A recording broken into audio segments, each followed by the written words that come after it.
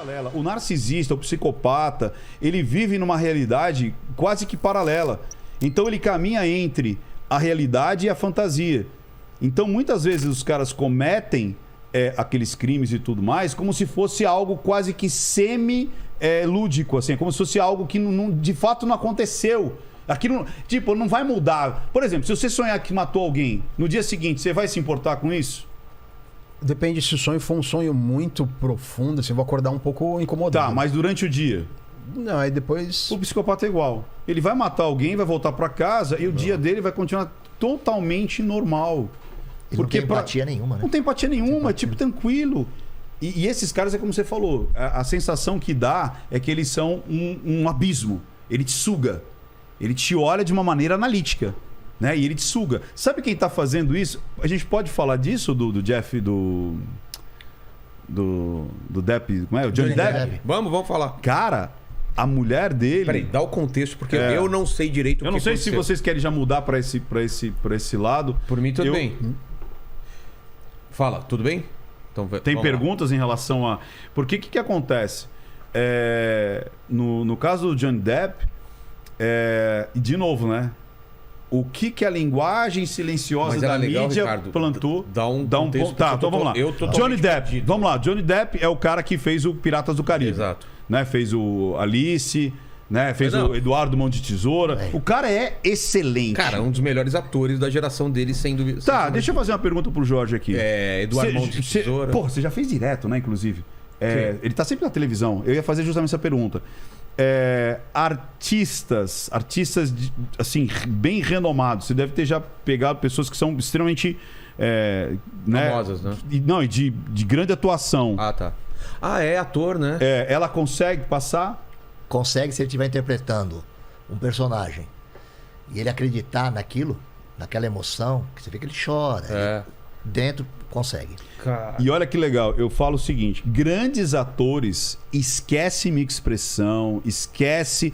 Lógico, se vier com uma pergunta contundente, alguma coisa que desestabiliza ou tira ele do personagem, aí o polígrafo vai pegar. E eu consigo pegar também. Agora, se ele tiver no flow, né? Se ele tiver na atuação dele.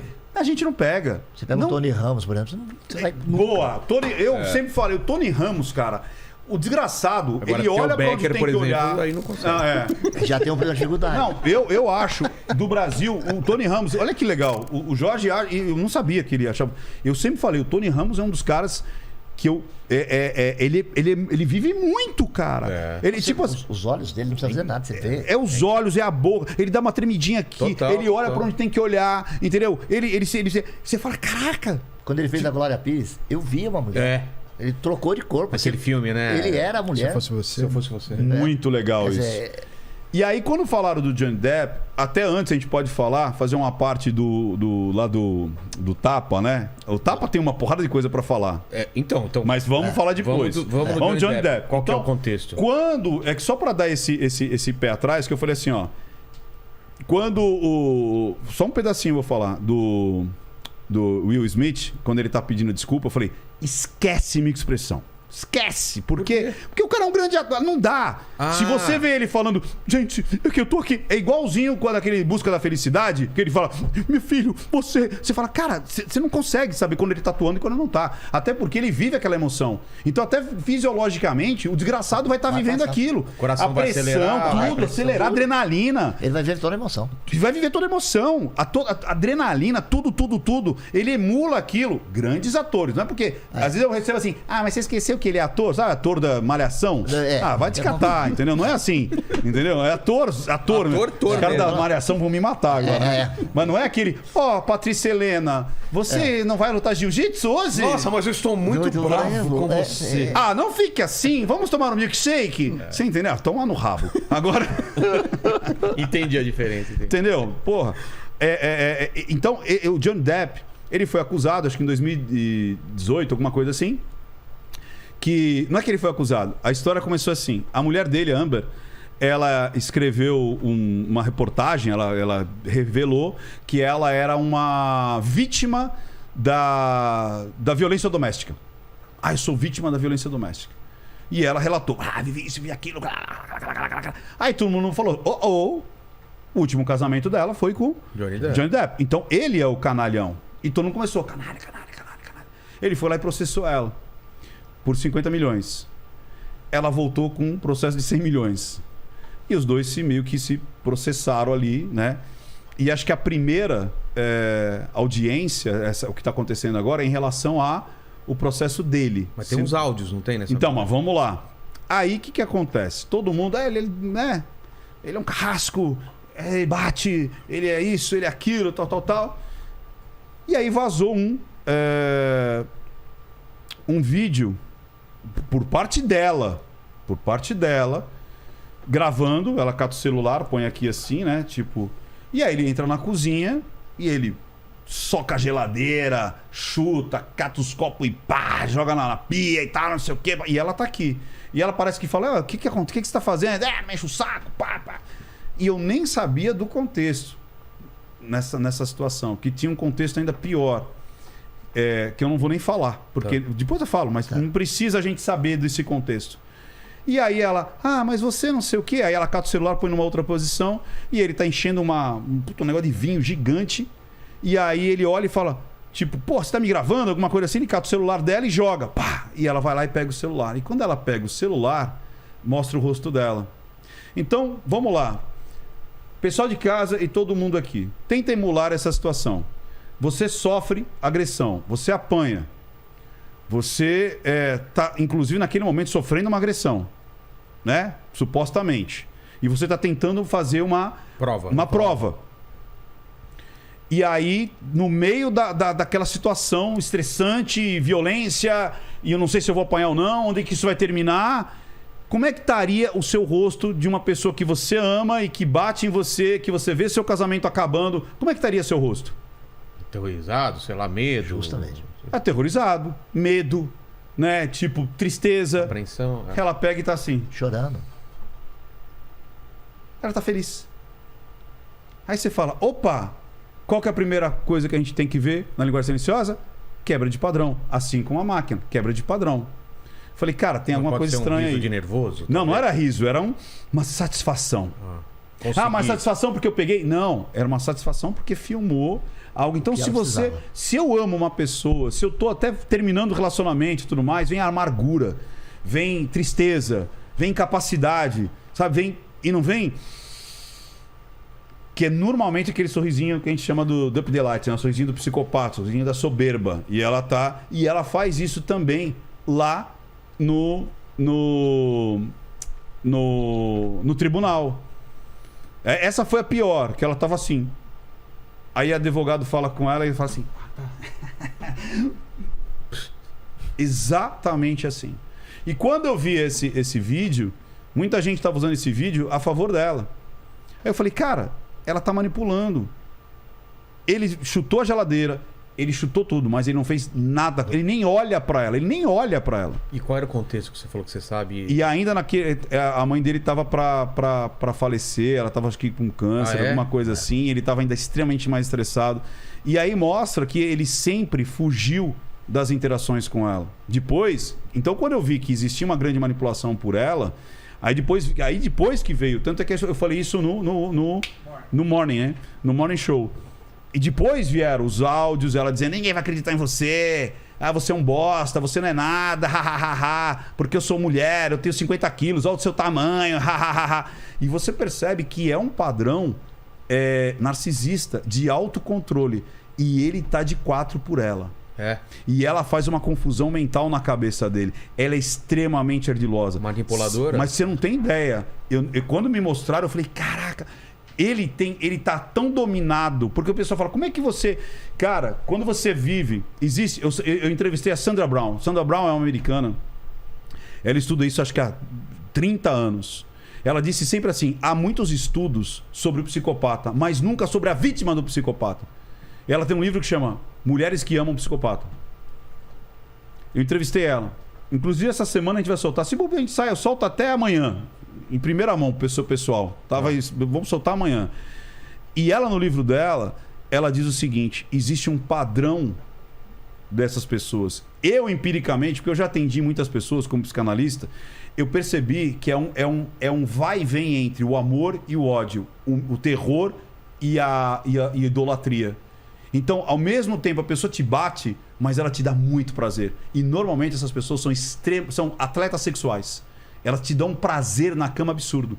E depois, fisiologicamente, foi comprovado que o momento do gozo, do momento do prazer, é onde você libera hormônios de conexão, que isso é muito importante para a raça humana. Você transar e criar um relacionamento, até porque você vai ter filhos. Então, você criar uma conexão com aquela coisa que eu criei com o Lene aqui agora. Né, Lene? Você viu? Sentiu? Sentiu, Lene? Uma conexão. E aí você fala, cara, eu preciso continuar com essa pessoa. E normalmente essas pessoas fazem maratonas sexuais. E ela, na hipnose conversacional, ela sempre faz uma confusão mental na tua cabeça de tipo, não foi eu que quebrei o seu dedo, foi você não lembra?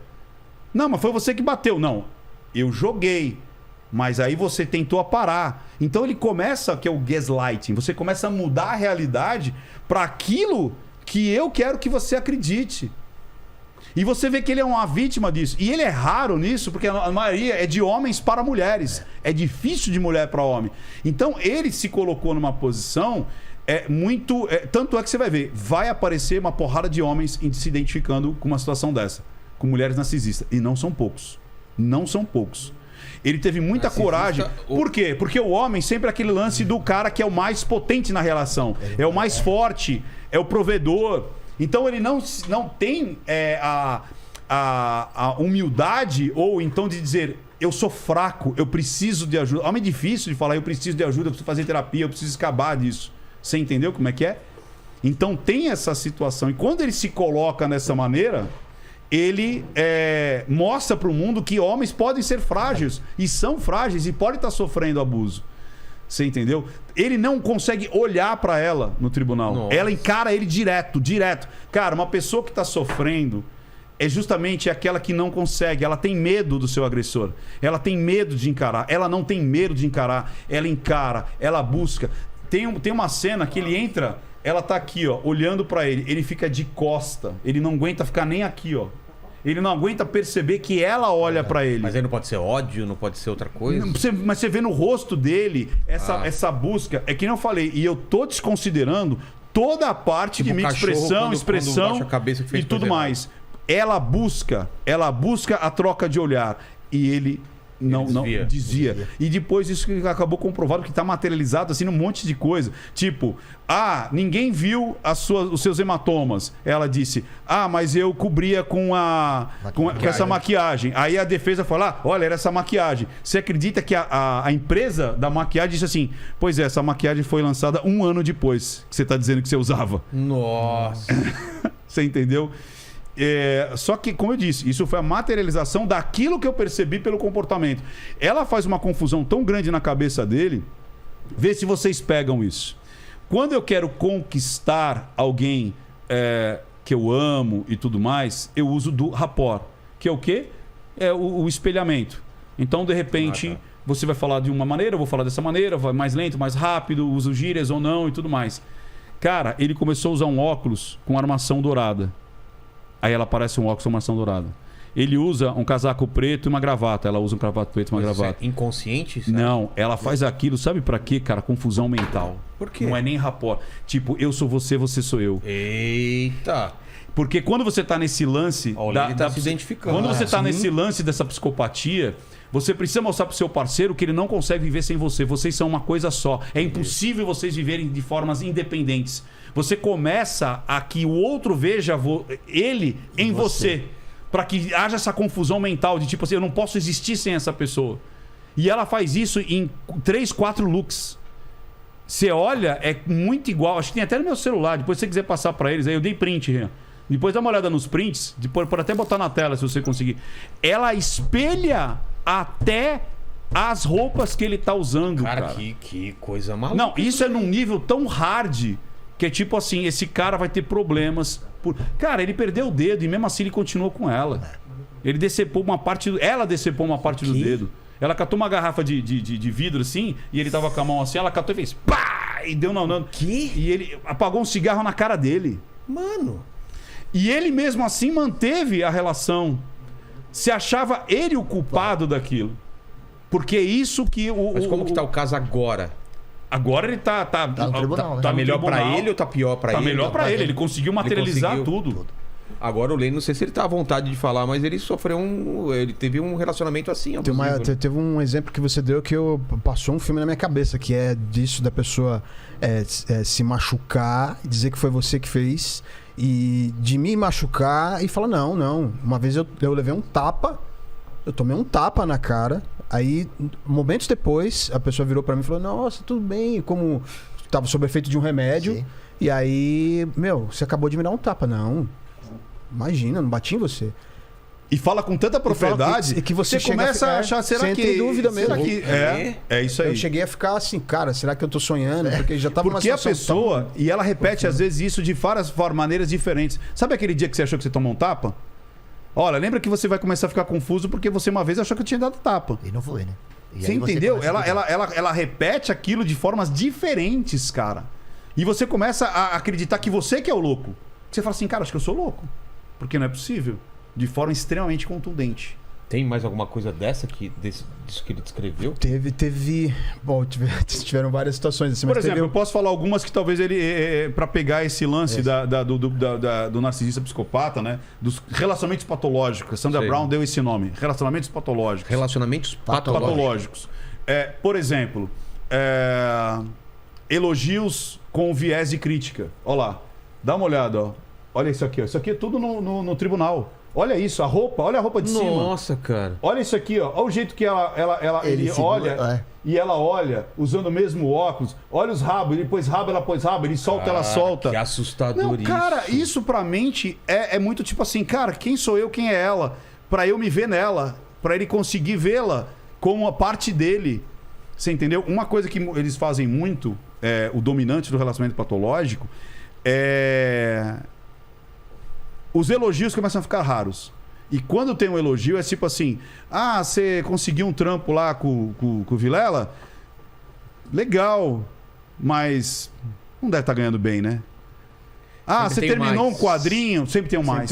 Você terminou um quadrinho e tal. Hoje, né? Mas peraí, mas esse cabelo tá estranho aqui, né? Tal. Nossa, eu gostei da vem sua um elogio, roupa, mas vem. Ou despreza. sai de uma festa. Puxa, você falou muito alto. Você não viu que as pessoas estavam achando que você estava falando alto demais? Tipo, você tá muito dado, né? Entendi. Menos, né? Sempre Você censurado, né? Sempre censurado de uma maneira... Tinha esse negócio dela ficar te censurando? Tinha. Achar que você tá dando em cima? Tinha. Era desconfiança direto. Parecia que que em todo momento eu ia pros lugares pra dar em cima de outras pessoas. Que eu não ia. A sensação, sabe qual que é?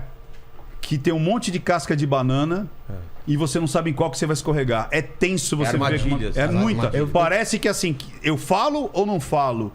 Eu penso ou não penso? Eu faço? Porque se eu fizer, eu posso escorregar e ela vem pra cima pra me dar porrada. Sacou? Você sentiu isso? Era o ponto assim de tipo, a gente sair e eu ter que ficar me policiando o tempo Essa todo. é a sensação. Teve uma vez que eu tá tava se num policiando. restaurante, a pessoa tava atrás de mim, eu tava de costa pra pessoa e ela olhando aqui, e ela começou a brigar comigo porque tinha uma pessoa atrás de mim que não parava de olhar pra mim e a culpa era minha. E você tava de costas. E eu tava de costa pra pessoa.